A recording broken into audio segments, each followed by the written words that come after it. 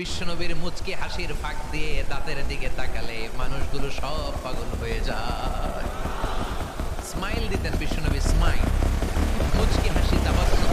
বিশ্বনবীর মুচকি হাসি দেখলে মানুষ পাগল হয়ে যায়, পাগল করা হয়ে যায়। তারা বলে, না না, এ মহামানব তো কখনো পাগল হতে পারে না। আবার মিলাতে লাগলো আবু জাহেলের কর্মীরা বলেছিল এটা নাকি বড় জাদুকর, কিন্তু তারা বলে না না, এ অসাধারণ লোকটা জাদুকর হতে পারে না, সে তো কোনো মন্ত্র করে না। জাদু করার জন্য মন্ত্র করার দরকার আছে না নাই? মন্ত্র করতো? কি পরিচয়?